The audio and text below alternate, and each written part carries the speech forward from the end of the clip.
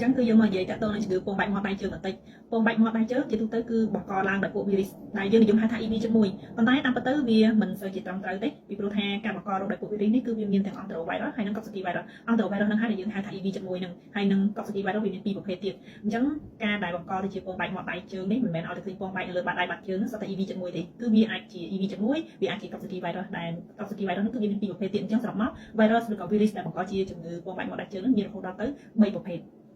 ជាទូទៅមុននឹងចេញជាពងបែកមាត់ដៃជើងហ្នឹងគឺវាមានរយៈពេលសម្ងំនៅក្នុងខ្លួនរបស់មនុស្សយើងអាចចន្លោះពី3ថ្ងៃទៅ6ថ្ងៃអញ្ចឹងចេញជាលក្ខណៈដំបូងគឺដូចផ្ដាសាយអញ្ចឹងក្អកកដាស់ជាសវោអស់កម្លាំងឡាត់ឡាយក្រៅខ្លួនខ្លាំងប៉ុន្តែក្រោយមកទើបចេញជាពងបែកនៅលើបាតដៃបាតជើងហើយចេញមុនគេគឺចេញនៅជុំវិញមាត់នៅជុំវិញមាត់នេះគឺចេញជាលក្ខណៈក្រហមកន្ទួលក្រហមអត់បន្ទាប់មកនៅលើបាតដៃបាតជើងចេញជាលក្ខណៈពងបែកពេលខ្លះគឺមាននៅកន្លែងដៃកន្លែងជើងឬក៏មាននៅកប៉េះគូតឬក៏នៅប្រដាប់ភេទទៀតហើយករណីធ្ងន់ធ្ងរទៅលើ EV ជាមួយភាគច្រើនគឺវាមាននៅក្នុងបំពង់កដូច្នេះការបង្ករោគនេះគឺវាធ្វើឲ្យប៉ះពាល់ទៅដល់ក្មេងធ្វើឲ្យក្មេងថយមុំថយញ៉ាំអស់កម្លាំងលះហើយពេលខ្លះមានគួរចង្អោរនៅពេលញ៉ាំចំណីអាហារដោយសារតែពងបែកនៅក្នុងមុខនៅក្នុងប្អូនមាត់គឺអាចធ្វើឲ្យក្មេងមានអាការៈឈឺក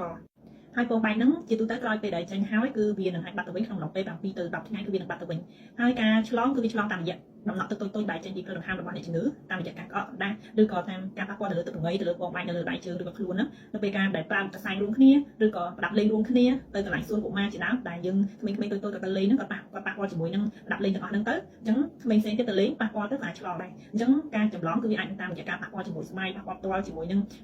ដំណក់ទឹកតូចៗដែលចេញពីផ្លូវដង្ហើមឬក៏តាមរយៈរបស់របរដែលប្រើប្រាស់ជាទូទៅផលវិបាកនៅលើជំងឺពងបែកមាត់ដៃជើងនេះគឺវាអាចនឹងធ្វើឲ្យក្មេងក្រៅខ្លួនខ្លាំងហើយពេលខ្លះអាចប៉ះពាល់រហូតដល់ពុកក្បាលដល់ស្រោមពុកក្បាលដល់សួតឲ្យរលាកសួតចឹងទៅហើយក្រៅពីនេះគឺនៅពេលដែលប៉ះពាល់ទៅលើស្បែកឲ្យចេញពងបែកឬក៏ពងបែកហ្នឹងវាបែកទឹកបែកអីចឹងទៅគឺអាចឲ្យមានការឆ្លងរោគផ្សេងបន្ថែមមកលើពីវីរុសជួនកាលវាអាចមានបាក់តេរីមានអីបង្កមកជាមួយការព្យាបាលជាទូទៅគឺមិនមានការព្យាបាល